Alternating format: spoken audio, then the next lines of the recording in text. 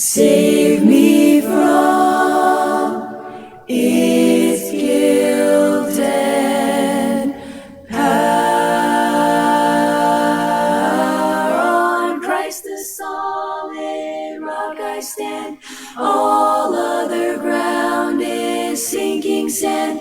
I dare not trust the sweetest frame, but wholly lean on Jesus' name. My hope is built on nothing less than Jesus' blood and righteousness.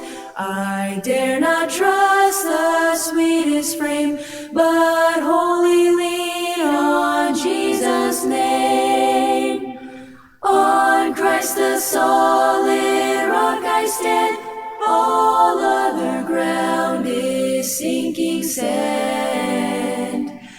All other ground is sinking sand. This rock is Jesus, yes, He's the one. This rock is Jesus, the only one. Be very sure, be very sure, be very sure, be very sure. Your anchor holds and grips the solid rock, rock of ages, cleft for me.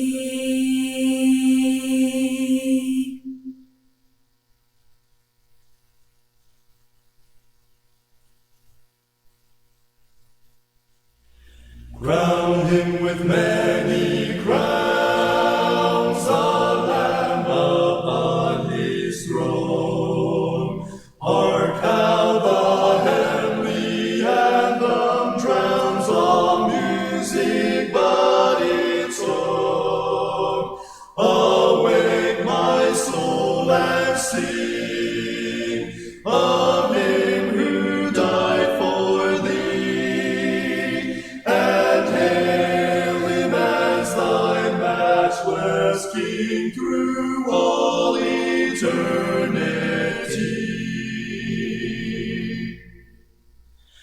Crown him the Lord of love, behold his hands and side, rich wounds yet visible above, in beauty glorified. No angel in the sky can fully bear that sight, but downward bends his burning eye, that mystery so bright.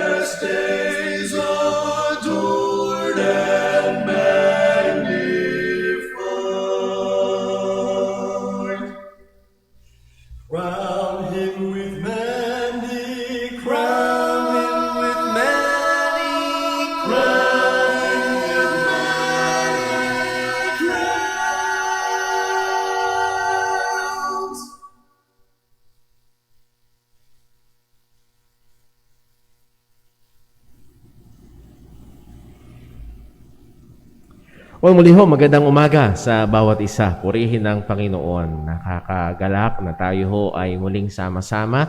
Miss ko ho kayo ng 2 linggo. Ano po? And again, we praise and thank God sa mga kapatiran na nangamusta, nagpray, nagpayo at patuloy na gumabay sa amin sa mga panahon na kami ay under quarantine. So, we praise God. Sabi ko nga ho sa ating kapatid na si Brother Totoy ho kanina, nakakakabayo mga unang araw dahil hindi mo alam kung yung sintomas ay lalala. Talagang gigising ka sa umaga, nahihirapan ba akong huminga o hindi? So on and so forth. So again, all through that, tayo ay iningatan, ginabayan ng Panginoon, and salamat sa Diyos. At we felt God's care and love through people. Naramdaman namin, and also yung ang pagsusustento ng ating Panginoon sa amin. So purihin ng Diyos sa lahat po ng ito. Tayo ho ay magsisimula sa ating gawain ngayong umaga, pero bago ho yun, ilan ho munang mga paalala, announcements, and also greetings. Ngayon ho mismong araw na ito, September 19, ang dating pinakamagandang babae sa buhay ko. Ngayon, ang pinakamaganda na ay ang asawa ko, pero the second place belongs to my mom. So, happy 60th birthday ho kay Sister Connie. Hindi naman ho niya ikinakaila, pero hindi pa rin halata na 60 years old na. And I praise and thank God for giving me a godly mom, isang pasensyosa, very gentle, but also firm sa kanyang disiplina sa amin. So we praise God po sa panibagong taon sa buhay ho ng aking ina. So again, and nahandun ho ang ating pagpupuri at pagpapasalamat sa Diyos sa kanyang katapatan. Also, reminders ho, balik ho tayo sa atin hong mga schedules ng gawain. Wednesday night, para tayong time in the Word, we are studying about the doctrines of salvation. Particularly, we are going through slowly and I hope clearly about the doctrine of election. Ito ho ay sinadya nating dahan-dahan sapagkat maraming question, maraming mga misunderstanding dito. And I hope ang ating ginawang approach is really to go to text of Scripture to see the truth. Talaga pumunta tayo sa Biblia, makita ang katotohanan. At ito'y makatulong sa atin hong paglago at paglalim pa sa pananampalataya. So that's every Wednesday, 6 p.m., Friday, 6 p.m., and then also ang ating online prayer meeting ng Friday, 7:15 p.m. Tayo po ay inaasahan ng mga kapatiran sa JCBC, inaasahan na magkasama-sama po tayo sa mga gawain po na yon.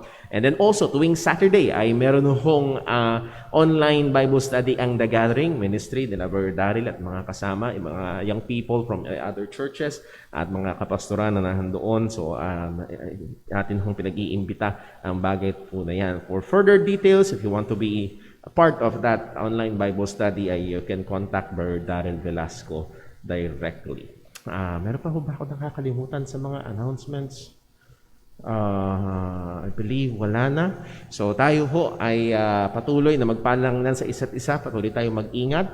Last time, I believe, naglabas ng announcement ng DOH yesterday, 2 days ago, 23,000 ang mga new cases ng COVID-19. So itong tingin ko hong variant na ito ay talagang napakabilis kumalat kumpara dun sa nauna. So panatilihin natin na tayo maging maingat. At again, tiwala pa rin natin ay nasa Panginoon. Gawin natin ang lahat ng ating magagawa to protect ourselves at tayo ho ay magtiwala sa Diyos. At alam naman ho natin na as kaninang sinabi sa Sunday School, kahit ang ating buhok, siya ang may hawak, ang ibon, ay hindi babagsak liban sa kanyang kapahintulutan. At yun nga yung isa sa mga pag-uusap namin ni Sister Jonah habang kami nakakwarantin. Kung hindi pinahintulutan ng Diyos, hindi tayo magpapositive. Ito'y pinahintulutan ng Panginoon sa ating ikakabuti at na mapatuloy tayong matuto at lumalim sa ating pagkakilala at pagtitiwala sa Panginoon. Okay, so that takes care of our reminders and announcements and greetings. Again, kung meron pa ho tayong mga kapatirang may birthday ngayong linggong ito, please let us know para mabati po natin sila. Ngayon sa dali ho ito, tayo ho ay maghanda ng ating mga sarili. Tayo ho ay dadako sa ating pagsamba sa Panginoon.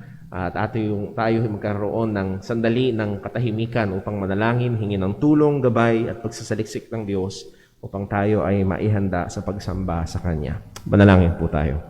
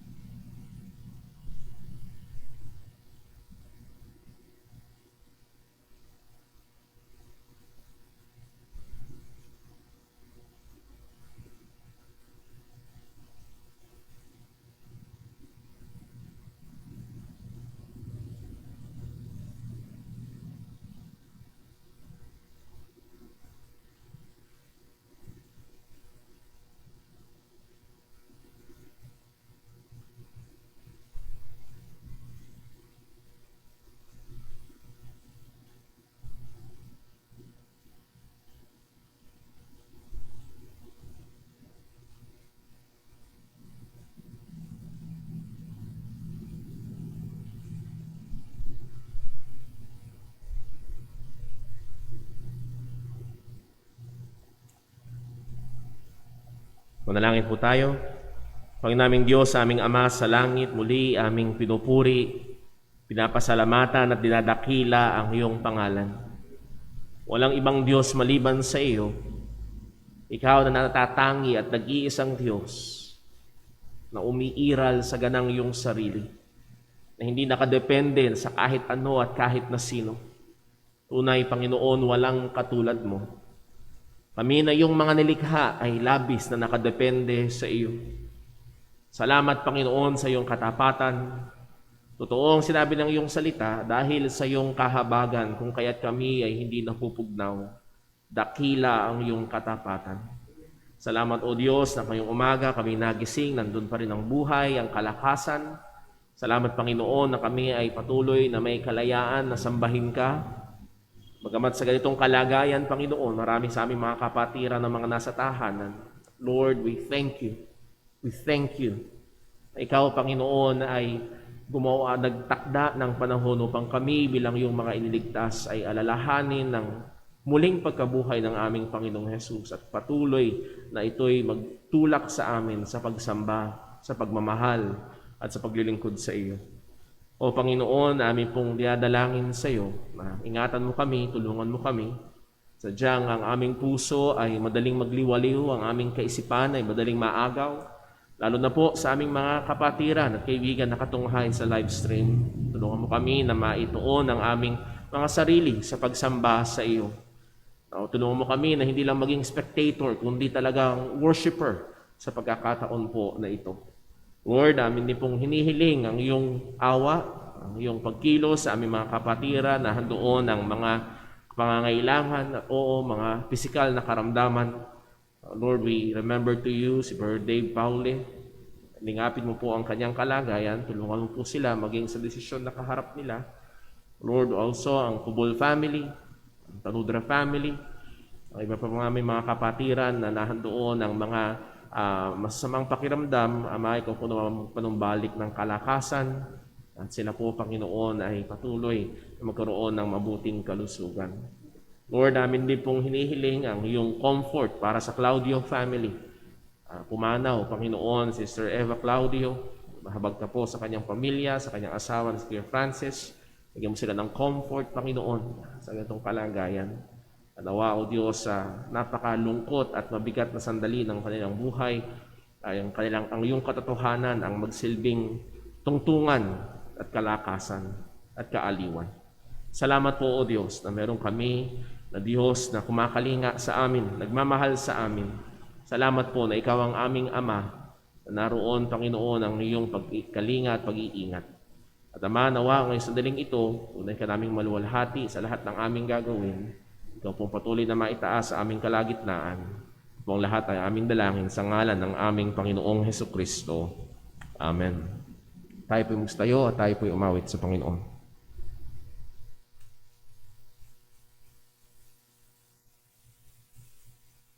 Tayo po umawit. Awitin po natin, I am your soul.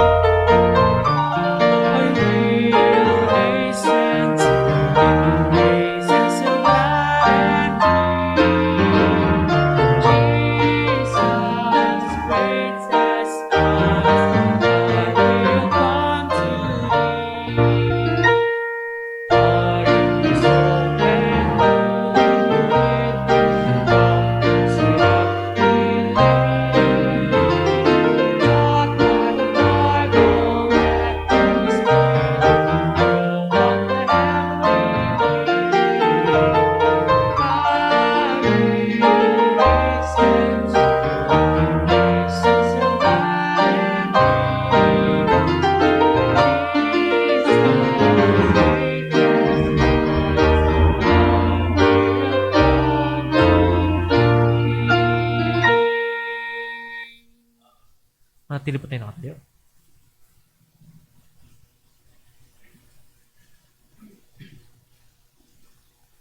Magandang umaga po sa ating lahat, mga kapatid. Purihin natin ang Panginoon at sa umagang ito para po sa pagbasa ng kanyang mga banal na salita. Ating pumbuksan ang ating mga Bible in Psalm 119 in verses 33 hanggang 40. Kung nandun na po kayo, sabay-sabay po nating basahin in verse 33. Ready, read. Teach me, O Lord, the way of thy statutes, and I shall keep it unto the end. Give me understanding, and I shall keep thy law. Yea, I shall observe it with my whole heart. Make me to go in the path of thy commandments, for therein do I delight. Incline my heart unto the testimonies, and not to covetousness. Turn away mine eyes from beholding vanity, and quicken thou me in thy way. Establish thy words unto the servant, who is devoted to thy fear. Turn away my reproach, which I fear, for thy judgments are good. Behold, I have longed after thy precepts. Quicken me in thy righteousness. Amen. Pagpalain ng Panginoon ang pagkabasa ng kanyang mga salita. Tayo po'y sa mandaling manalangin. Manamin Diyos, Panginoon namin sa langit, minsan pa, O Panginoon, kami nagpupuri at nagpapasalamat, Ama. Pinagkalooban mo kami, O Diyos, ng buhay at kalakasan sa umagang ito. Salamat sa iyong pag-iingat kagabi, Panginoon. At sa pamamagitan ng iyong pagmamahal, Ama, kami iyong ginising muli sa umagang ito. Salamat sa kapayapaan, Ama. At salamat sa pagkakataon na kami muling magpupuri at magpapasalamat at sasamba sa iyo sa Espiritu at katotohanan. Salamat, O Panginoon, sa pangangaral ng iyong mga salita kaninang umaga. Patunay na ikaw ang Diyos na lumalang ng lahat ng bagay. Ikaw ang Diyos na walang pasimula at walang wakas, Panginoon. Ama, sa katuruang ito, O Diyos, ilagay mo sa aming mga kaisipan na kami iyong alipin lamang. Kami iyong nilalang lamang, O Diyos. Kami ang nangangailangan sa iyo, Panginoon. Hindi mo kami kailangan, O Diyos. Ngunit sa hindi maipaliwanag na pagmamahal na iniukol mo sa amin, Ama, kami inihiwalay mo sa sanlibutan ito, O Diyos. Kami iyong pinili. Maraming salamat, O Panginoon. Sinugo mo ang iyong bugtong na anak, aming Panginoong Jesucristo. At sa pamamagitan, Ama, ng kanyang pagkamatay sa krus ng Kalbaryo at sa kanyang pagkabuhay, O Panginoon, kami may tiyak at tunay na kaligtasan. Ama, sa pagpapatuloy po ng aming mga gawain, patuloy na buksan mo ang aming mga puso at isipan. Turuan mo kami, O Panginoon. Alisin mo ang mga bagabag sa aming mga damdamin, ang mga suliranin, Ama. Maging, O Diyos, ang takot sa virus na ito, O Panginoon. Alisin mo sa amin. Ito naway magbigay sa amin ng kaalaman, Ama, na ang lahat ng bagay ay iyong hawak. Na ang lahat ng bagay, Panginoon, na nangyayari sa aming buhay, maging ito man ay hindi kaaya-aya sa aming paningin. Ito ay sa ikabubuti ng iyong mga anak. Ito ay sa aming kabutihan, Panginoon. At Ama, patuloy mo pong ilagay sa aming kaisipan na kami ay tumingin sa iyong bugtong na anak, Panginoon, sa aming Panginoong Jesucristo. Ikaw ang aming pag-asa, Panginoon. Inaasahan namin ang iyong pagbabalik, Panginoon. At sa iyong pagbabalik ay kukunin mo ang iyong mga anak, Panginoon. Kami isasamba sa iyo at aawit sa iyo. In your presence, O Lord. Ito ang aming comfort, O God. Ama, alalahanin mo ang mga kapatid na nandoon ang karamdaman, Panginoon. Na nandoon ang takot. Na nandoon ang mga suliranin, O Diyos. Ikaw po ang magbigay ng comfort sa kanila, O Diyos. Ama, lahat ng ito'y amin dinadalangin sa pamamagitan po ng iyong bugtong na anak, aming Panginoong Jesucristo. Amen.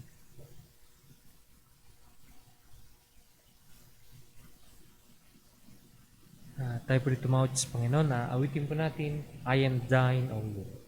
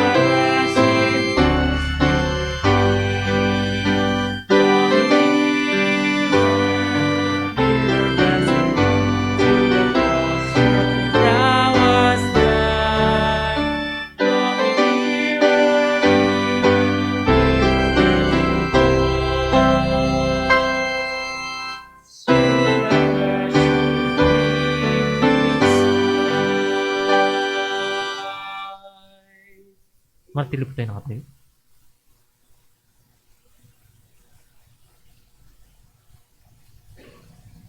Para po sa ating pagbibigayan, basahin po muna natin ang ating talata para po sa pagbibigay, 2 Corinthians chapter 9, verses 6 hanggang verse number 8. Ready? Read. But this I say, he which soweth sparingly shall reap also sparingly, and he which soweth bountifully shall reap also bountifully. Every man according as he purposeth in his heart, so let him give, not grudgingly or of necessity, for God loveth a cheerful giver. And God is able to make all grace abound toward you, that ye, always having all sufficiency in all things, may abound to every good work. Purihin po ang Panginoon, tayo po'y manalangin. Dakila naming Diyos sa aming Ama na makapangyarihan sa lahat, Panginoon. Ikaw po ang Diyos na soberano at lumikha ng lahat ng bagay sa mundong ito, O Diyos. Kaya kami po, Panginoon, ay lubos na nagpapasalamat sa iyo sa kadakilaan mo, sa pagkilos mo, Panginoon, sa araw-araw, sa paggabay mo, Panginoon, sa amin, sa pagpatnubay mo, Panginoon, sa aming pong mga buhay, at maging sa paghawak mo sa aming mga buhay, sa aming kalakasan, Sa lahat ng maging ng aming mga pangangailangan, Panginoon, lahat ng ito ay nasa iyong mga kamay. O Diyos, salamat po dahil meron kaming kapanatagan na ang lahat ng bagay na nagaganap, nangyayari sa mundong ito, Panginoon, ay nasa ilalim ng karunungan mo at kalooban mo at kapangyarihan, Panginoon. O Diyos, patuloy na tulungan mo kami na dumepende sa iyo. Makita namin, Panginoon, Ikaw sa araw-araw ng aming buhay, O Diyos. Salamat po sa iyong dakilang pag-ibig sa amin. Na bilang mga mananampalataya, Panginoon, hindi man kami karapat-dapat, kami inibig mo. Ang iyong bugtong na anak, ang Panginoong Jesucristo, ibinigay mo kung mamatay sa krus ng Kalbaryo, siyang magbayad ng aming mga kasalanan, ng kasalanan ng mga taong hindi karapat-dapat para sa pag-ibig na ito, Panginoon. Pero salamat po, O Diyos, dahil ginawa mo ang dakilang biyaya na ito para sa amin, Panginoon. Kaya, O Diyos, kami po'y lubos na nagpapasalamat sa iyo. Sa aming pagpapasalamat, hayaan mo kami, Panginoon, na magkaloob sa iyo ng mga kaloob na galing sa aming mga puso, na galing sa aming pasasalamat, Panginoon, na nauunawaan din naman namin, O Diyos, na ang lahat ng mga ito ay hindi galing sa amin, kundi nanggagaling din naman sa iyo, Panginoon. Kaya salamat po, Ikaw ang magpala sa lahat ng aming mga maliligo, mga ibibigay, magpala, Panginoon, maging sa mga magbibigay, at gamitin mo, Panginoon, ang mga bagay na ito para sa pagpapalawak pa, papapalaganap ng iyong ebanghelyo, Panginoon. Purihin ka, O Diyos. Ito po ang aming samadalangin sa matamis at makapangyarihang pangalan ng aming Panginoong Hesus. Amen. Amen.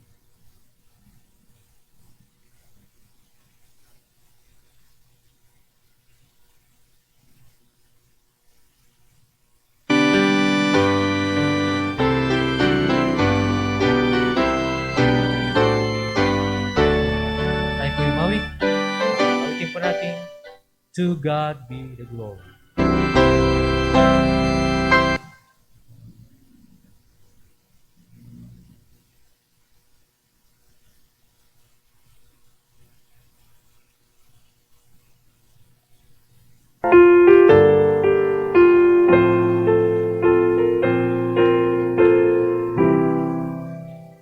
To God be the glory, great things He hath done, so lovely the world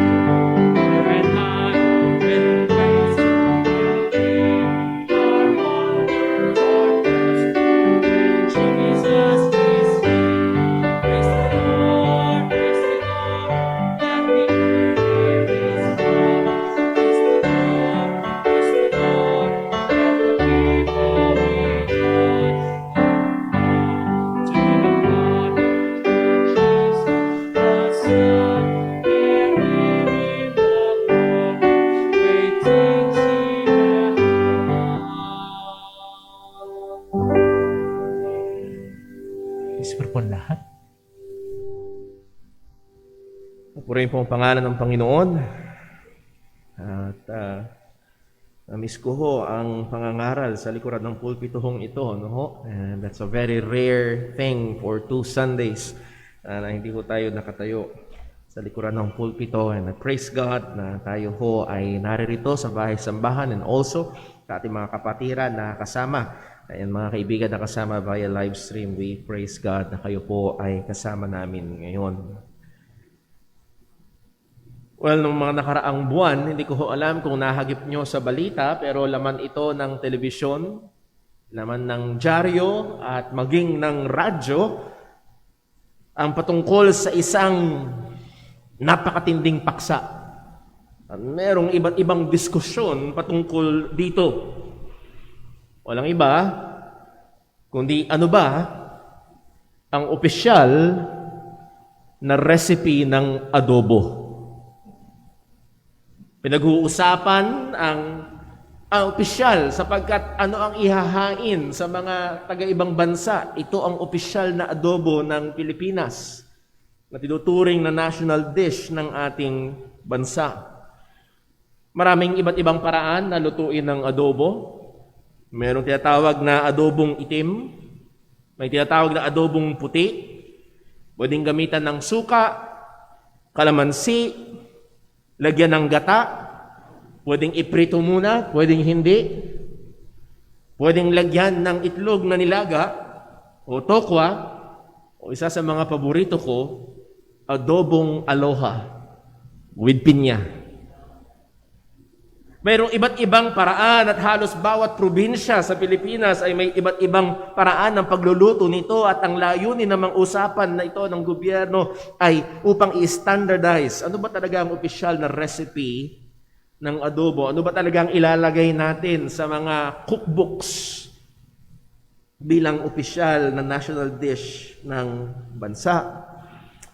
Well, ang pagkakaroon ng iba't ibang paraan ng pagluluto ng adobo ay maaaring okay sa atin at oo, maaaring sasabihin natin maganda sapagkat iba-iba ang nagiging lasa at enjoy natin ito.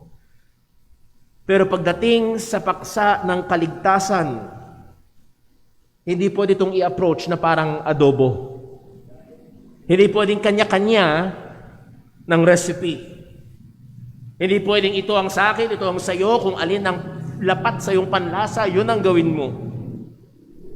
And sad to say, even among evangelicals, that is yung mga nagpapakilala at nananampalataya na tanging si Jesus lamang ang tagapagligtas at ang pananampalataya kay Jesus lamang ang paraan ng kaligtasan, ay merong pagkalito sa paksa ng kaligtasan sa lumang tipan. Paano nga ba naliligtas ang mga tao ng lumang tipan? Maging sa mga Baptists ay merong iba't ibang mga kasagutan dito. At isa ako, dati, even in my Bible school days, ay naturuan at meron akong mga nakakausap na mga kapastoran na naniniwala na ang salvation sa Old Testament is by works. Well, as we will review sa lesson natin ngayong araw na ito, as we will again go sa atin hong series ng pag-aaral sa Book of Romans, yung naalala, natapos ho tayo o naputol ang ating pag-aaral sa Romans chapter 4 nung May 30, yun yung last na preaching natin from the Book of Romans, ay makikita ho natin na ang kaligtasan all throughout history is by grace alone, through faith alone, and also we can say, in Christ alone. So nais ko kayong anyayahan na buksan ang inyong mga Biblia sa Romans chapter 4. Romans chapter 4. At babasahin ho natin ang ating pag-aaralan verses 1 to 12. Romans chapter 4 verses 1 to 12. Tayo po'y tumayo para sa pagbasa ng salita ng Panginoon. Babasahin ko ho, pakisundan nyo sa inyong mga Biblia. At ito po ang sabi ng salita ng Diyos. What shall we say then that Abraham our father, as pertaining to the flesh, hath found? For if Abraham were justified by works, he hath whereof to glory, but not before God. For what saith the Scripture? Abraham believed God, and it was counted unto him for righteousness. Now to him that worketh is the reward not reckoned of grace, but of debt. But to him that worketh not, but believeth on him that justifieth the ungodly, his faith is counted for righteousness. Even as David also describeth the blessedness of the man, unto whom God imputed righteousness without works, saying, Blessed are they whose iniquities are forgiven, and whose sins are covered. Blessed is the man to whom the Lord will not impute sin. Cometh this blessedness then upon the circumcision only, or upon the uncircumcision also? For we say that faith was reckoned to Abraham for righteousness. How was it then reckoned? When he was in circumcision or in uncircumcision? Not in circumcision, but in uncircumcision. And he received the sign of circumcision, a seal of the righteousness of the faith which he had, yet being uncircumcised, that he might be the father of all them that believe, though they be not circumcised, that righteousness might be imputed unto them also.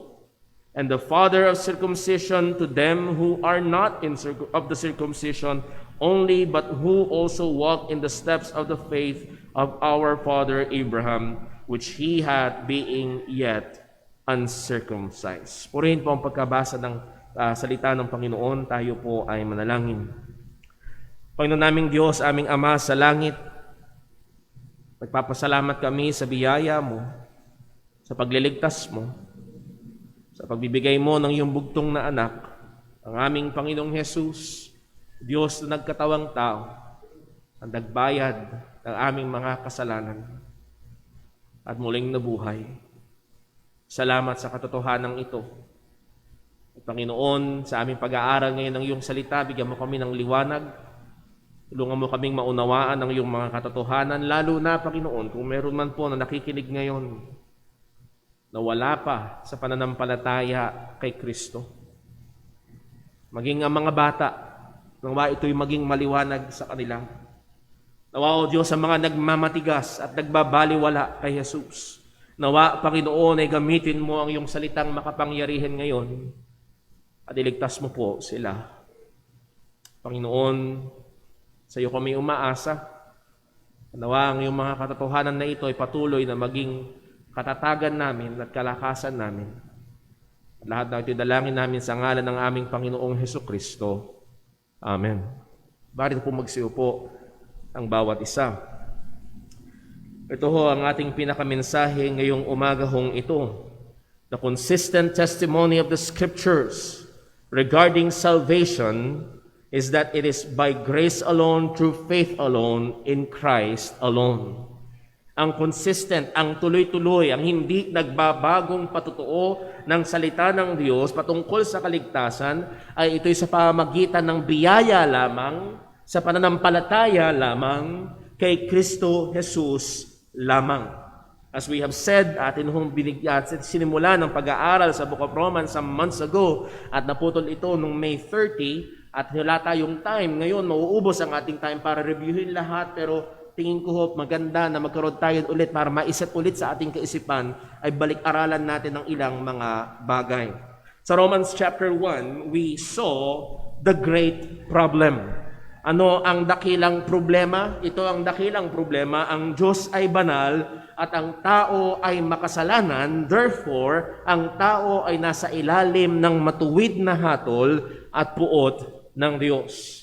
Sino man ikaw na tao, tayo ay makasalanan at ang Diyos na banal ay may galit sa kasalanan. Then sa chapter 2, pinakilala o pinakitang klaro ni Apostol Pablo na walang exempted dito. Kahit ang pinaka-relihiyosong Hudyo na merong salita at mga kautusan ng Panginoon at ang mga pinaka-ignorante at masasamang mga pagano na wala sa kanila ang salita ng Diyos, lahat ay nasa ilalim ng matuwid na hatol ng Panginoon.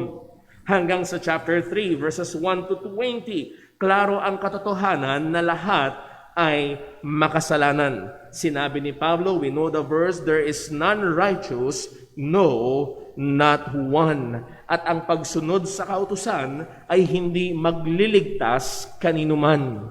So balikan lang natin sandali sa chapter 3, verse number 20, ang napakahalagang statement na sinabi ni Apostol Pablo. Romans 3:20, ang sabi niya ay ito, therefore, by the deeds of the law, there shall no flesh or no man justified in his sight. For by the law is the knowledge of sin. So narito ang conclusion. That word therefore is a concluding remark. Na ang conclusion na ito, by the deeds of the law, sa pamamagitan daw ng pagsunod sa mga kautusan ng Panginoon, whether it be the 613 commandments, or whether it be the Decalogue, yung 10 utos ng Panginoon, no flesh will be justified. Walang sino man na aariing ganap, walang sino man na tuturing na katanggap-tanggap sa harapan ng Panginoon sa pamamagitan ng pagsunod sa kautusan. At mula sa verse number 21, Romans chapter 3, hanggang sa mga sumusunod, ay binigay ni Apostol Pablo kung ang lahat ay makasalanan at ang lahat ay nasa ilalim ng poot ng Diyos at walang magagawa ang sinuman para iligtas ang ating mga sarili, paano na? Kung ang pinakarelihiyoso ay nasa ilalim ng poot ng Diyos, paano na? Ang sabi ni Pablo sa verse number 21, basahin lang ho natin, Romans chapter 1. But now, the righteousness of God without the law is manifested, being witnessed by the law and the prophets. Yun daw katuwiran ng Diyos, o yung katuwiran para maging katanggap-tanggap sa Panginoon ay ipinakita. At ito ay pinapatotohanan ng law and the prophets. Ito yung tinuturo ng lumang tipan. Hindi nagtuturo ng ibang kaligtasan. Hindi nagtuturo ng ibang paraan para maging katanggap-tanggap sa Panginoon ng lumang tipan. Ito rin ang tinuturo. Verse 22, even the righteousness of God, which is by faith of, or a better translation is in Jesus Christ. Faith in Jesus Christ, unto all and upon all them that believe, for there is no difference. For all have sinned and come short of the glory of God. Walang pagkakaiba. Whether you be a Jew or a Gentile, or sa panahon natin ngayon, whether ano man ang kulay ng iyong balat, ikaw man ay puti, brown, itim, o dilaw, ano man ang iyong kalalagayan, estado sa buhay, there is no difference. All have sinned. Ikaw man ay lamang simbahan, o hindi ka man nagsisimba, all have sinned. Ikaw man ay napakatanda na, o bata pa, all have sinned. Nasa ilalim ng hatol ng Panginoon at meron lamang iisang paraan ng kaligtasan. Ito ay sa pamamagitan ng katuwiran na ibinibigay ng Diyos sa pamamagitan ng pananampalataya kay Kristo Jesus. Ang sabi niya sa verse 24, being justified freely by His grace through the redemption that is in Christ Jesus. So this is the only way na ang isang tao ay aariing ganap. Sinabi sa verse 20, hindi aariing ganap sa pamamagitan ng kautusan. Ito lamang ang paraan para siya'y ariing ganap sa harapan ng Panginoon freely by His grace. Alala niyo po, pinag-aralan natin yung word na freely, durian. Naalala ko dahil malapit sa durian. Ang ibig sabihin nito ay libre. Ito'y walang bayad. Ito'y walang kapalit. Itong pag-aaring ganap ng Panginoon ay hindi sa pamagitan ng anuman na ating gagawin o anuman na ating ibibigay sa Diyos. It is freely by God's grace. That's why we've been saying it's by grace alone. At paulit-ulit na sinabi sa verse number 22, to them that believe it is by faith alone. And then nasabi sa verse number 24, being justified freely by His grace through the redemption that is in Christ Jesus. It is in Christ alone, through our Lord Jesus Christ alone. Bakit? Sapagkat siya, verse 25, ang itinalaga ng Panginoon bilang pampalubag loob para sa ating mga kasalanan, that is through faith in His blood, to declare His righteousness in the remission of sins that are past through the forbearance of God. Para ideklara, ibinigay ng Diyos si Jesus na bayad sa kasalanan, na pampalubag loob sa kasalanan para ipakita ang katuwiran ng Panginoon sa kanyang pagpapahinuhod, sa kanyang pagpapasensya at pagpapatawad sa mga kasalanang nagdaan. At ito kaya po, binasa natin ang mga talatang ito just to see paano naligtas ang mga nasa lumang tipan? By faith, yes. Bakit sinabi pa rin through Jesus Christ? Sapagkat wala pa naman si Jesus nung lumang tipan. Ang basihan pa rin ng Diyos ng pagpapatawad sa kanila ay yung pagbabayad ni Jesus. Kumbaga, if you remember, an example natin ito parang sa SIM card, it's either prepaid or postpaid. Sa lumang tipan, it was postpaid. Sa atin, it is prepaid. But it's all paid. Bayad. Walang pinalusot, walang under the table, ito ay bayad. Kaya nga, ang sabi sa verse 26, to declare, I say, at this time, His righteousness, that He might be just, and the justifier of him that believeth in Jesus Christ. Bakit nanatili na ang Diyos ay matuwid kung siya ay nagpapaging matuwid sa makasalanan? Ang tanging sagot ay walang iba kung hindi sa pamamagitan ng ating Panginoong Hesukristo. Sapagkat sa pamamagitan ni Jesus, bayad na parusahan ang mga kasalanan. At dito, binalikan ni Apostol Pablo at particularly binigyan niyang atensyon ng mga kapwa niya Hudyo na higit sa malamang nabubulunan na sa mga katotohanan na kanyang sinasabi. Alalahanin natin na mga Hudyo ay nabuhay for many centuries na sila ay tinuturuan that they are saved just because they are Jews. Dahil sila yung mga Hudyo. Or by merely obeying the law sa pamamagitan ng pagsunod sa kautusan. And actually, all throughout many centuries, hindi lamang kautusan, kundi yung mga tradisyon na inilagay ng mga religious leaders nila. At ngayon, sinasabi niya ni Apostol Pablo na ang kanyang pagiging Hudyo, ang kanilang pagsunod sa kautusan ay hindi magliligtas. At dito, ginamit ni Apostol Pablo ang dalawang napakatanyag at kilalang mga figura sa lumang tipan, si Abraham at si Haring David. So pinag-aralan natin nung May 30 ang ilustrasyon ni Abraham, the illustration of Abraham. And then ngayong umaga, titignan natin the declaration of David, the illustration of Abraham and the declaration of David. So balikan lang natin verses 1 to 5, the illustration of Abraham. As we have said, ang mga statements na ito ni Pablo ay very shocking sa mga Hudyo. At ngayon, ginamit niya isa sa mga pinakapopular, kung hindi man pinaka o sa katugatog ng katanyagan sa pananampalataya ng mga Hudyo, walang iba kung hindi si Abraham. At ang sabi niya sa verse 1, what shall we say then? That Abraham, our father, as pertaining to the flesh, hath found. Anong nasumpungan ni Abraham? Anong nakuha ni Abraham? Verse 2, for if Abraham were justified by works, he hath whereof to glory, but not before God. Kung si Abraham ay inaring ganap, kung si Abraham ay naging katanggap-tanggap sa Panginoon, or kung si Abraham ay naligtas sa pamamagitan ng kanyang mga gawa, ang sabi ng salita ng Diyos, meron siyang pwedeng ipagmapuri. Meron siyang pwedeng ipagyabang. Kaya nga ho, kung pupuntahan lang natin sandali sa Ephesians chapter 2, binigyang diin ni Apostol Pablo sa verse 8, for by grace are ye saved through faith, and that not of yourselves, is the gift of God, not of works. Why? Lest any man should boast.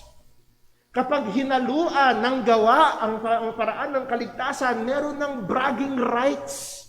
Merong pwedeng ipagyabang. Bakit? Ako ang may gawa Kung meron tayong anumang kontribusyon sa kaligtasan, meron tayong karapatan na magyabang.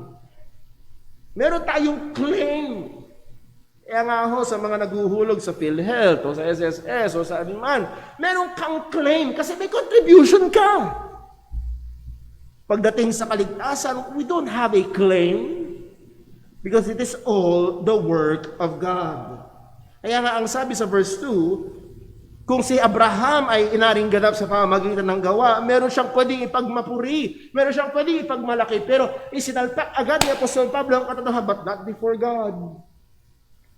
Wala siyang maipagmamalaki sa harapan ng Panginoon. Bakit walang maipagmamalaki si Abraham sa harapan ng Panginoon? Verse 3, for what saith the Scripture? As we have pointed out, pagdating sa doktrina, napakahalaga, na hindi what saith our logic, or what saith our emotions, but what saith the Scripture.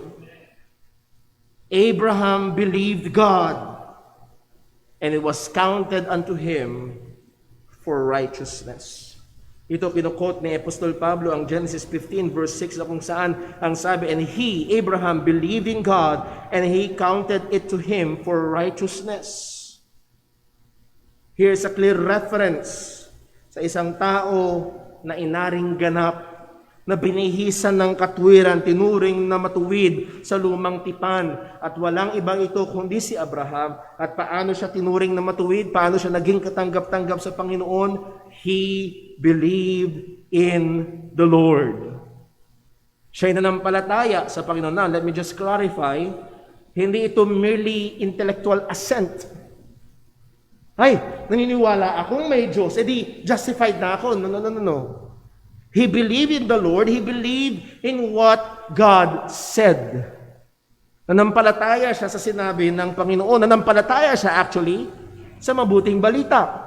Buksan lang natin sa Galatians chapter 3. Galatians chapter 3 and verse number 8. Galatians chapter 3 verse 8. And the scripture and the scripture foreseeing that God would justify the heathen, that is the Gentiles, through faith, what? Preached before the gospel unto Abraham. Now, I've heard a pastor nagsabing, nung lumang tipan pa lang, sinabi na ng Diyos na si Jesus ay mamamatay para sa ating mga kasalanan at muling mabubuhay. Well, that is anachronism. You're taking yung gospel sa New Testament at yung inilalagay sa Old Testament. Sinabi agad dito ni Pablo, ano yung mabuting balita na sinabi ng Panginoon kay Abraham na kanyang sinampalatayanan, kaya siya tinuring na matuwid. Preach the gospel before unto Abraham, saying, in thee shall all nations be blessed. And that's none other than the Abrahamic covenant. Sinabi ng Panginoon, ito ang gagawin ko sa pamamagitan mo, ang lahat ng mga nasyon ay mapagpapala. At nanampalataya si Abraham. And God counted it for righteousness. At alam ho natin, in what way, paano nangyari na through Abraham napagpala ang lahat ng mga nasyon? At ang fulfillment nito ay walang iba kung hindi ang ating Panginoong Jesucristo. Ang ebanghelyo ni Jesus na kung saan iniutos na ipangaral sa lahat ng mga nasyon. So ultimately, ang lundo pa rin nitong gospel na sinampalatayanan ni Abraham, ang fulfillment ay walang iba kundi sa pamamagitan ng ating Panginoong Jesucristo. So babalik tayo sa Romans chapter 4, Abraham believed God. So again, not just an intellectual assent na merong Diyos, okay, naniniwala ako, and that's it. No. It is a good news. At nung time na yon, yung good news kay Abraham, all nations shall be blessed in thee. Pero sa panahon natin ngayon, ang good news ay walang iba kung hindi ang kamatayan ni Jesus para sa ating mga kasalanan at kanyang muling pagkabuhay. Ito ang kailangang sampalatayanan para magkaroon ng kaligtasan at maging matuwid o ituring na matuwid at mabihisan ng perpektong katwiran sa harapan ng Panginoon. It was counted unto him for righteousness. Ito ang justification. Ibinilang, inimpute sa kanya ang katwiran. Itong katwiran na ito ay hindi galing sa kanya, hindi sa pamamagitan ng kanyang gawa, kundi ibinigay sa kanya ng Panginoon. Kaya ang sabi ho ni Pablo, with this illustration ni Abraham believed God and was counted for him for righteousness. Verse 4, now to him that worketh, is the reward not reckoned of grace, but of debt. Siya na gumagawa. Pinagkumpara niya ang dalawa. Meron lamang pwedeng dalawa. It's either you're working to be saved or you're trusting the work of Christ for your salvation. It's either sarili mong gawa o yung ginawa ni Jesus. At ang sabi ni Pablo ay ito, now to him that worketh, ikaw na gumagawa para sa iyong kaligtasan, the reward is not reckoned of grace. Hindi ito biyaya, kundi of debt. Ang ibig sabihin, may utang, may obligasyon. May ginawa ka eh.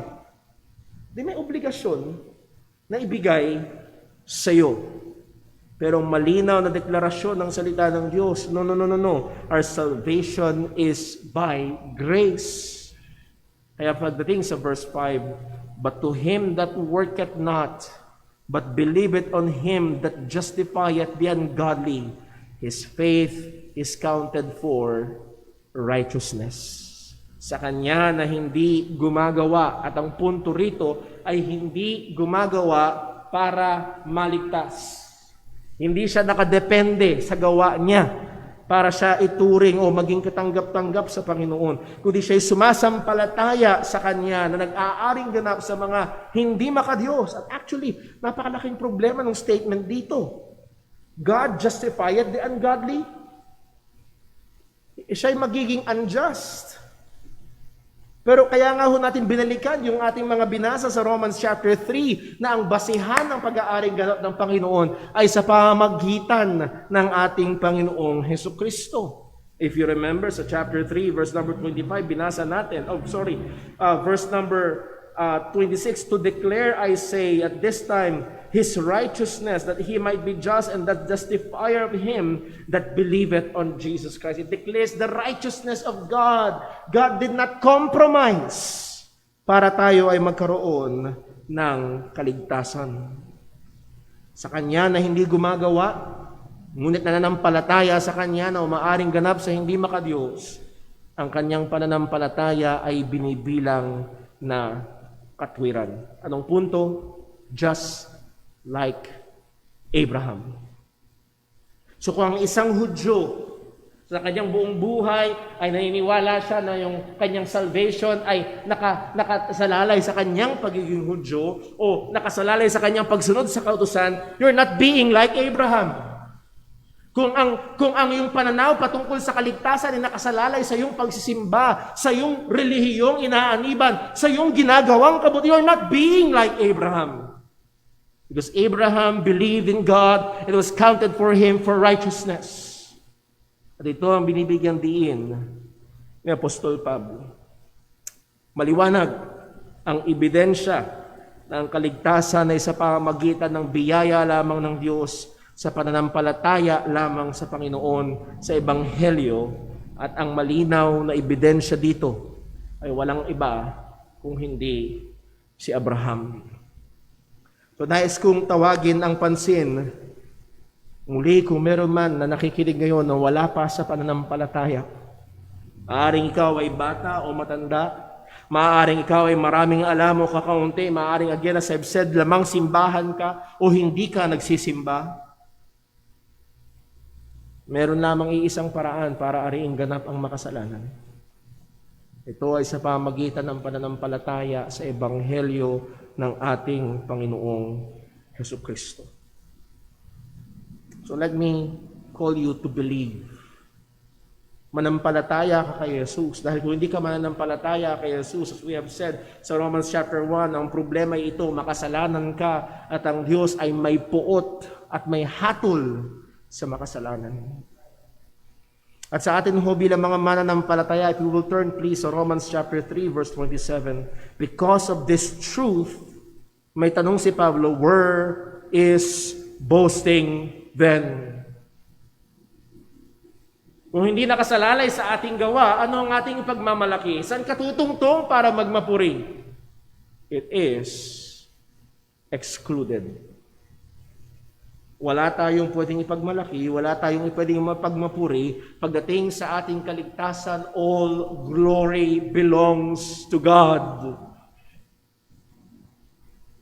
Ito ay dapat magtulak sa atin sa mas malalim na pagsamba, pagpupuri sa Panginoon.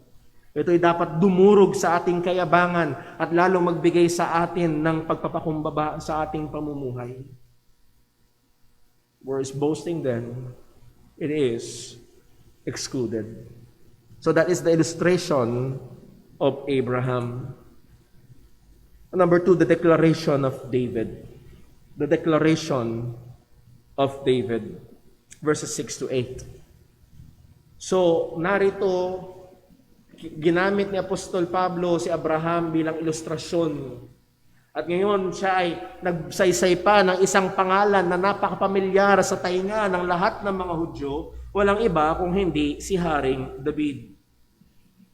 Si Haring David, if we remember, siya ang batang tumalo kay Goliath, or kabataan, hindi bata, maisipin niyo parang si Timmy, kabataan na tumalo kay Goliath. Siya ang sinabi ng salita ng Diyos, he is the man after God's own heart. Dati ang akala ko, he is going after God's heart. Kung hindi, he is the man after God's own heart. Siya ang gusto ng Panginoon. Siya ang pinili ng puso ng Panginoon. Inilagpasan ng ibang mga kapatid, inilagpasan ng ibang mga tao, kung hindi siya ang tao sang-ayon sa kalooban, puso ng Diyos. He is the man after God's own heart. Siya ang hari na nanguna sa Israel sa maraming mga pagkawagi, sa maraming mga kaaway. Siya ang composer na napakaraming mga psalms na nai-enjoy natin. That very wonderful psalm, Psalm 23, the Lord is my shepherd, is a psalm by David. Napakaraming mga psalm na pagpupuri sa Panginoon na siya ang may akda. Itong hari na ito na si Haring David, sa kanya in-establish ng Panginoon ang tinatawag na Davidic Covenant. Nangako ang Diyos kay Haring David, mula sa iyong lahi lalabas ang Mesiyas. Ang uupo sa trono, ang iyong trono ay magiging ang paghahari magpakailanman, at uupo ang anak ni David sa trono ni David at siya'y maghahari magpakailanman. And that's none other than the Messiah. How prestigious is that? Na mula sa lahi mo ay lalabas ang Mesiyas na ipinangako ng Panginoon way back Genesis 3:15. So narito si Haring David. Pero wag nating kakalimutan, sa dami ng karilagan nitong si Haring David, siya ay isang taong makasalanan. Siya ay polygamous na pinagbawal ng Panginoon. Hindi lamang yun, siya ay pinakapopular na ginawa niyang masama ay nag-commit ng adultery kay Bathsheba. At nung siya nag-commit ng adultery, nagbunga ito ng isang sanggol at sinubukan niya pang manipulahin ang mga bagay. Pinauwi niya si Uriah na asawa ni Bathsheba at sinubukan niyang i-frame up ito na para bang si Uriah ang magiging lalabas na tatay ng sanggol na bunga ng kasalanan. Pero ayaw umuwi. Ayaw umuwi ni Uriah. Nung hindi mangyari ito, gumawa ng plano si David para itong si Uriah ay mamatay. He masterminded a murder. Premeditated murder. So, si Haring David ay isang taong far from perfect. Actually, sa pamantayan ng marami, sa pantaong pamantayan, dapat si Haring David ay sa impyerno. Actually, hindi sa pantaong pamantayan. Sa pamantayan ng Diyos, because he is a sinner, dapat sa impyerno, dapat mapahamak, dapat maparusahan. Pero isang taong ito na makasalanan ay ginamit na halimbawa ni Pablo. Ang sabi niya sa verse 6, Romans chapter 4, even as David also described the blessedness of the man unto whom God imputed righteousness without works. Pansinin lang ho natin yung sinabing even as David. That word even as, kathater sa Greek, nang ibig sabihin is exactly like. Kagayang-kagaya. So ibinigay ni Apostol Pablo ang ilustrasyon ni Abraham na si Abraham ay justified by faith. Ang sabi niya, kagayang-kagaya, kapareho, hindi ibang paraan ng kaligtasan ni David, kundi kapareho lang nung kay Abraham. Even as David, they also describe it, the blessedness of the man. Kanyang diniklara, kanyang inilarawan ang pagiging mapalad. Blessed ng isang lalaki na kung saan o isang tao na kung kanino binihisan siya o ibinilang ng Diyos ang katwiran sa kanya nang walang gawa. Ang punto rito ay hindi sa pamagitan ng kanyang mga gawa. Unto whom God imputed righteousness. Question, sino nag-impute, sino nagbilang? Walang iba kung hindi ang Diyos. This imputation is the act of God. Hindi ito gawa ng tao. And that word to impute, meaning to count, meaning to put into someone's credit or account. At ibinilang dito, ikinarga sa kanya ang katwiran, isang perpektong katwiran, na kung saan siya ay magiging katanggap-tanggap o naging katanggap-tanggap sa harapan ng Panginoon. Sana makita niyo mga kapatid, if you remember, ganun din ang storya natin. Walang ibang paraan kaya naging katanggap-tanggap ang mga nasa lumang tipan. Hindi because napakatindi ng pananampalataya. Hindi because dahil napakatuwid ng pamumuhay. No! Sila rin ay binihisan ng isang katwiran na hindi sa kanila. At yun din ang storya natin. Yun din ang kwento natin. That's our only hope. Sabi nga ho ni R.C. Sproul, without the imputed righteousness of Christ, I have no hope. Or apart from the imputed righteousness of Christ, I have no hope. Ito rin ang hope ni Apostol Pablo as we will see later. Saan galing? Saan galing ang katwiran na ito na ibinigay kay Abraham? Saan galing ang katwiran na ito na ibinigay kay David? As we have said, it is postpaid. Sabi sa Romans 3:25, of whom God has set forth to be a propitiation through faith in His blood, to declare His righteousness for the remission of sins that are past through the forbearance of God. Si Jesus na inilagay, sinet forth bilang propitiation para sa kasalanan. Siya o sa kanya galing ang katwiran na ito na ibinibihis sa mga sumasampalataya. Anong sabi ni Apostol Pablo, o anong sabi ni Haring David? He also described it, the man that unto whom God imputed righteousness without works.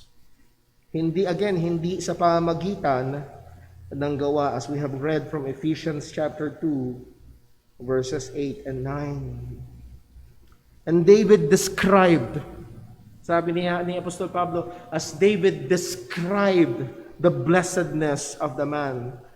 And that's verses 7 and 8. At ito'y hango sa Psalm 32. Basahin lang natin sandali yung Psalm 32 kung saan dito kinote ni Apostol Pablo. Psalm 32, verses 1 and 2. Ang sabi sa verse 1, blessed is he whose transgression is forgiven, whose sin is covered. Blessed is the man unto whom the Lord imputed not iniquity, and in whose spirit there is no guile. Mapalad. Mapalad ang tao na kung saan siya ay pinatawad. At ito nga yung quote ni Apostol Pablo, kinote ni Apostol Pablo na sinabi ni Haring David sa Romans chapter 4 verse 7 saying, blessed are they whose iniquities are forgiven and whose sins are covered. Na habang pinag-aaralan ko ito, kinuha ang atensyon ko ng salitang blessed.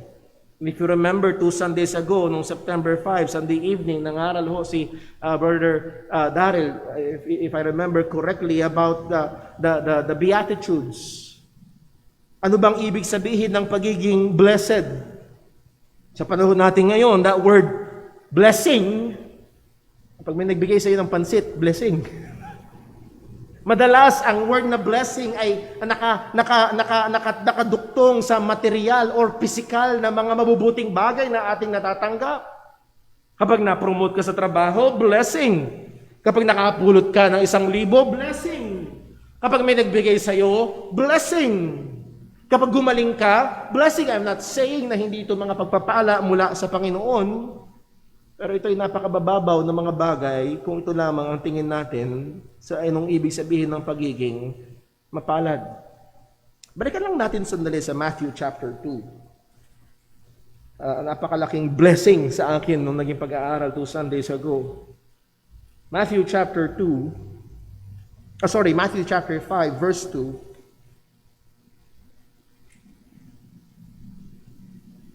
And he, that is Jesus, opened his mouth and taught them, saying, Blessed.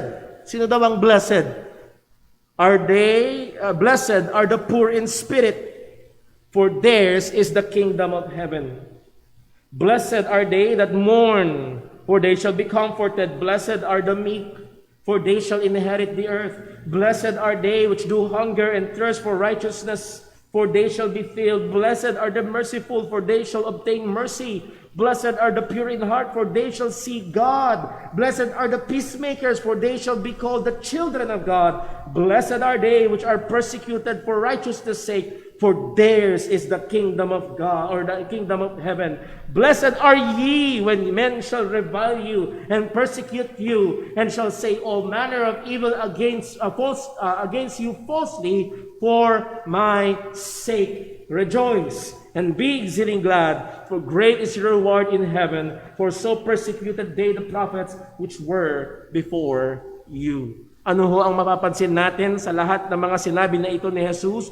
Ang tunay na biblikal na ibig sabihin ng pagiging pinagpala or blessed, or ang pinaka-root na meaning nga ng word na blessed is to be happy.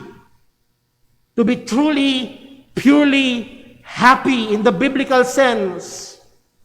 Ito ay masusumpungan sa ating relasyon at tamang katatayuan sa harapan ng Panginoon. To be truly blessed, to be truly happy, is to be in a right relationship and standing before God. That's what it means to be truly happy. Ang mundong ito ay dinefine ng kasiyahan sa pamamagitan ng mga bagay na meron ka kahit hiwalay sa Panginoon. So ang tunay na pagiging blessed or ang tunay na pagiging masaya in the biblical sense ay masusumpungan sa ating relasyon sa Panginoon sa pamamagitan o ito'y mangyayari kung tayo ay pinatawad na ng Panginoon at nabihisan ng katwiran ng ating Panginoong Hesukristo. Kaya nga, narito ang katotohanan. Ang mga makasalanang tao ay malayo dito.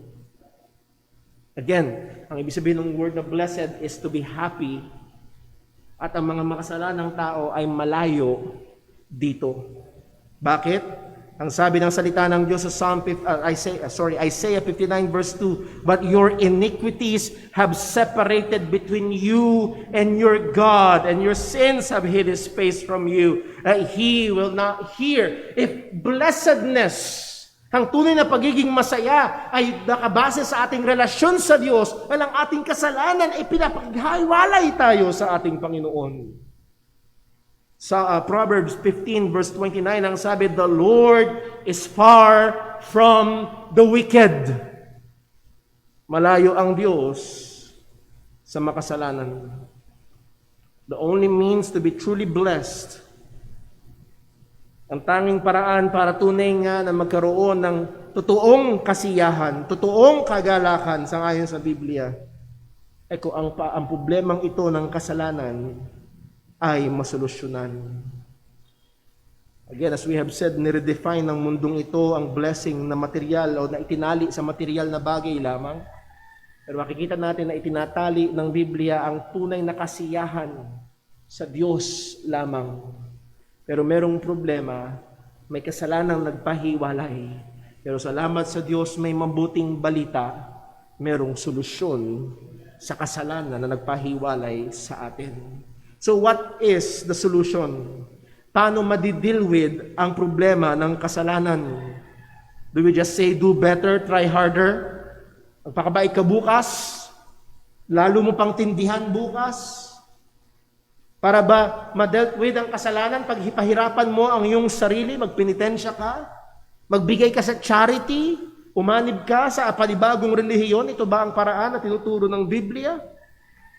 Walang sabi ng salita ng Panginoon kung babalik ho tayo sa Romans chapter 4. Ang sabi ni Haring David, blessed is the man, blessed are they whose iniquities are forgiven and whose sins are covered. Ang totoong masaya ay yung mga taong napatawad ang kasalanan. Ang mga taong tunay na masaya ay yung mga taong nabigyan ng solusyon ang problema ng kasalanan. Let's open please to Psalm 130. Psalm 130, ang sabi ho ng mga aawit ay ito. And Psalm 130 verse number 3. If thou, Lord, shouldest mark iniquities, O Lord, who shall stand? That's a good question. Kung mamarkahan ng Diyos, kung tatandaan ng Diyos ang kasalanan, sinong tatayo? And that ang punto. Sinong makakatayo na magsasabing wala siyang kasalanan? Sinong makakatayo at magsasabing siya katanggap-tanggap sa harapan ng Panginoon? Well, the implied answer is wala. Pero pagdating sa verse 4, but there is forgiveness with thee, that thou mayest be filled. Ang tanging pag-asa ng makasalanan ay ang kapatawaran mula sa Panginoon. At paano ang kapatawaran na ito? Saan manggagaling ang kapatawaran na ito? O malinaw ang turo ng salita ng Diyos, ito'y sa pamagitan lamang ng ating Panginoong Hesukristo.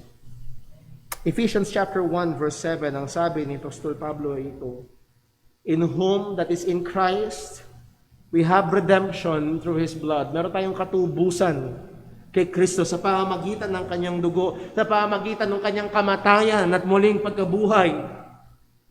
And this, ang sabi ni Pablo, that is the forgiveness of sins. Forgiveness is only possible through Christ. Hindi pwedeng basta hihingi ka lang ng sorry tapos na. Isipin mo, maaari ba ng isang kriminal lumapit lang sa husgado at sasabihin niya lang, Judge, sorry na. Tapos na. Hindi uubra. Kailangang idil ang kasalanan. Kailangang parusahan ang kasalanan. Kaya nga ho, imposible ang kapatawaran, hiwalay kay Kristo, dahil kay Kristo lamang nabayaran ang kasalanan. The forgiveness of sins, sa santo nakabase, according to the riches of His grace.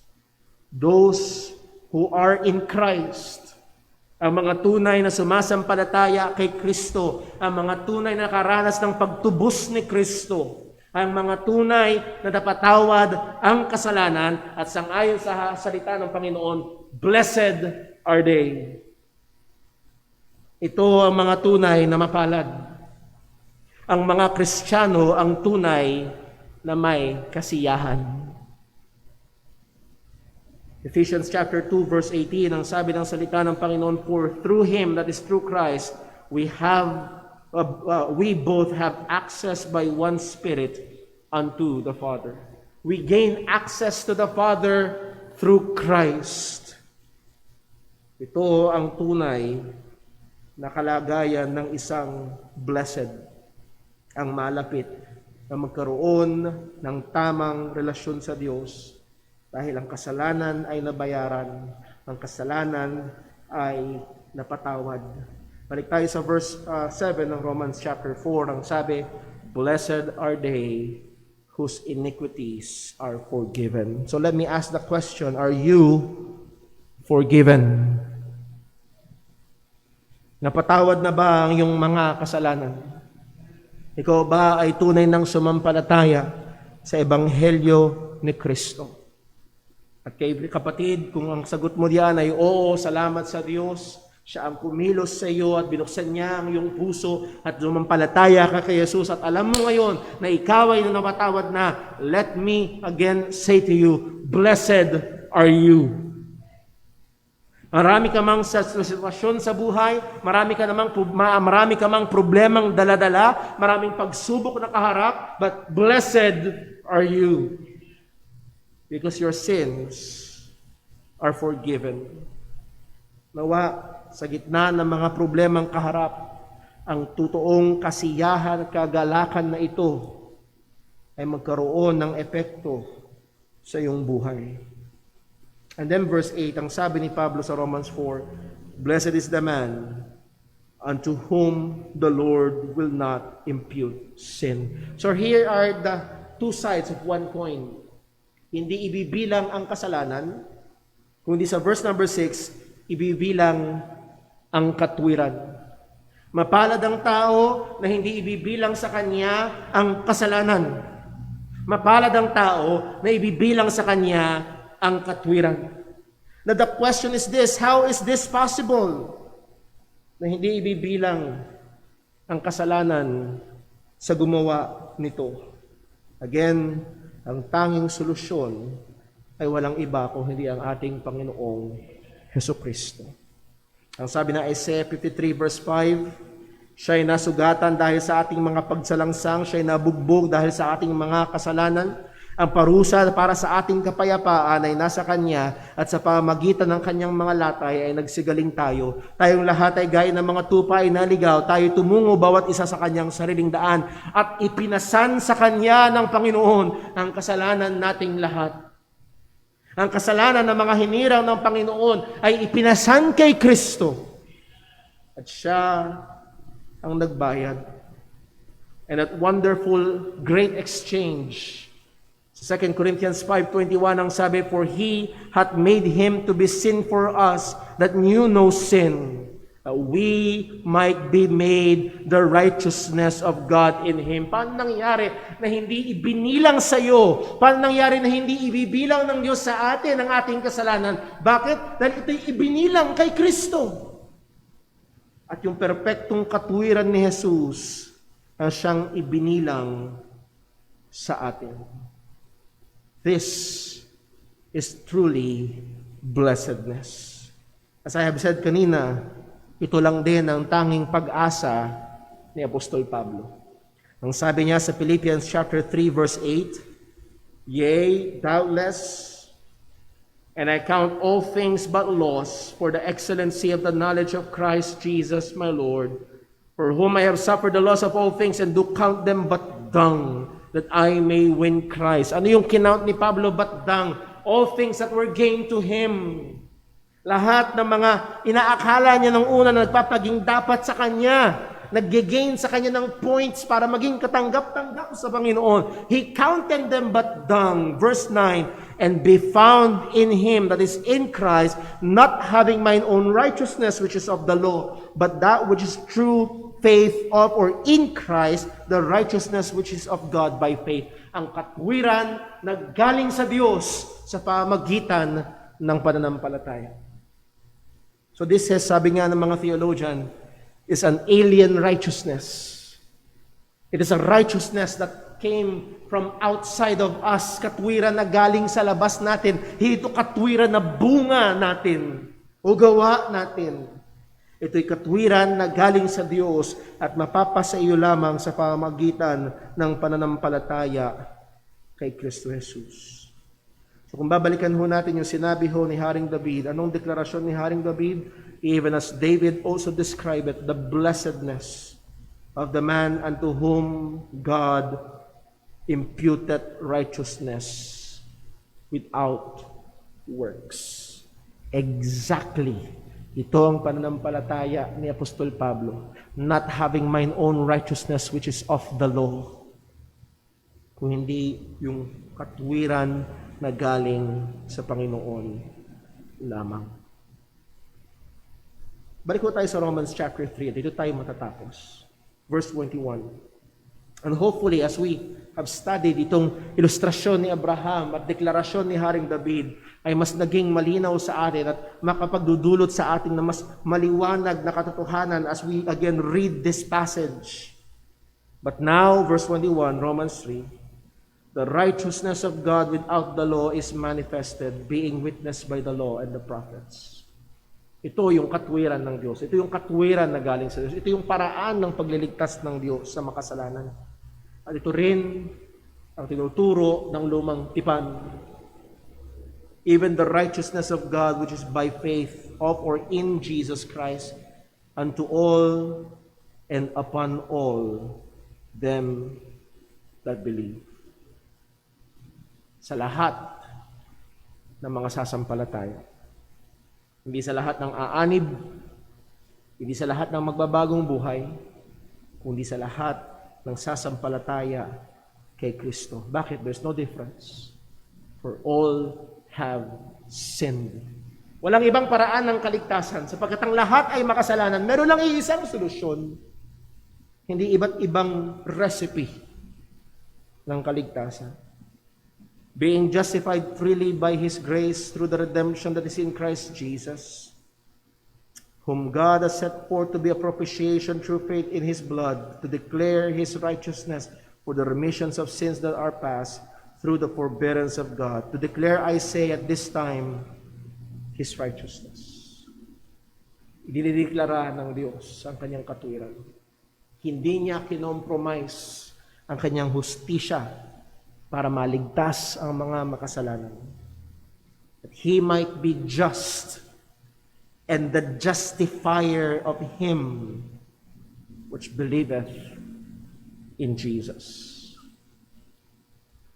Kapatid, ang nag-justify sa atin ay hindi ang pastor, hindi ang Baptist Church, hindi ang isang taong in-appoint na leader ng isang relihiyon. No. Ang nag-justify, ang nagdedeklarang matuwid sa sumasampalataya kay Kristo ay ang Diyos mismo. We have the illustration of Abraham. We have the declaration of David. At ito rin ang ating kalagayan. Isang tunay na pinagpala.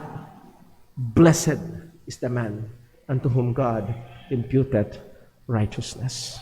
Let's pray. Panginoon naming Diyos, aming Ama sa langit, salamat po sa katotohanan ito. Tunay, maaaring ang tingin namin sa aming sarili ay mas mabuti kaysa sa iba. Maaaring ang tingin namin sa aming sarili ay mas makadiyos kaysa sa iba. Mas relihiyoso kaysa sa iba. Pero paulit-ulit na sinabi ng iyong salita, there is no difference, for all have sinned. Ano man itong tingin namin, pagkakaiba namin. Sinabi ng iyong salita ay walang pagkakaiba sapagkat lahat kami ay makasalanan. At walang ibang binigay. Wala kang ibang ibinigay na paraan para maligtas. Wala kang ibang dinisenyo, wala kang ibang pinlano, wala kang ibang ginawang paraan ng kaligtasan. Kung hindi sa pamagitan ni Kristo Jesus lamang na yung itinalaga na pampalubag loob sa kasalanan. Salamat po, Panginoon. Salamat, O Diyos, lalo na sa aming mga mananampalataya na kami napaalalahanan sa napakaganda at tunay na katotohanan na habang kami ay namumuhay sa mundong ito na makasalanan, maraming pagsubok at may kahirapan, kami ay nasa tunay na mapalad na kalagayan. Lord, nawa ang katotohanan ito ang patuloy na magbigay sa amin ng kasiyahan at kagalakan sa gitna ng mga bagay na kinakaharap at mga pagsubok na pinagdadaanan. Tulungan mo kami rin at gamitin mo rin kami bilang tagapaghayag ng kaisa-isang paraan ng kaligtasan. Anawa ang aming mga buhay bilang mga Kristiyano ay maging mga palamuti upang ang Ebanghelyo ni Kristo ay mas maging kaaya-aya sa iba. Salamat po, Panginoon. Lord, muli, Ikaw lamang ang nakapagbubukas ng puso ng makasalanan. Gamitin mo ang iyong mga salita ngayon sa ikaliligtas ng mga kaluluwa. Dalangin namin ito sa ngalan ng aming Panginoong Hesukristo. Amen. Tayo pumusta yung lahat at awitin natin ang ating panghuling awitin.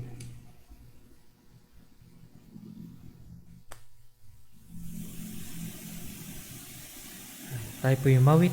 Awitin po natin Amazing Grace.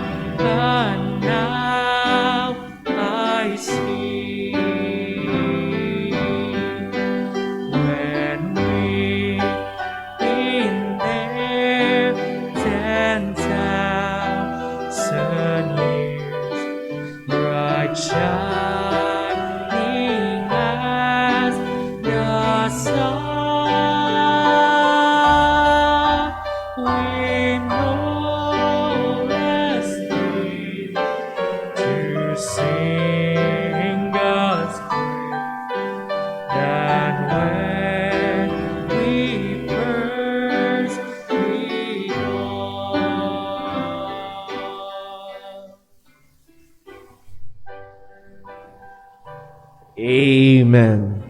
Are you blessed?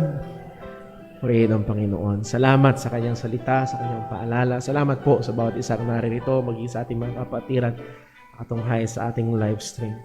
As we have prayed, nawa tayo ay patuloy na magsumikap, na mamuhay ng isang buhay na karapat-dapat sa Ebanghelyo na ating sinasampalatayanan. Ito naman ang ating gagawin nating lahat para sa kapurihan ng pangalan ng ating Panginoon. Ngayon mga kapatid, sa ating paghiwa-hiwalay, nawa ang pagmamahal ng Diyos Ama, ang biyaya ng ating Panginoong Hesus, at ang presensya at pagkilos ng banal na Espiritu ay sa bawat isa sa atin. Patuloy tayong magpagamit bilang instrumento ng katwiran at tagapaghayag ng Ebanghelyo ng kaligtasan. God bless po. Ingat po tayong lahat. We are dismissed.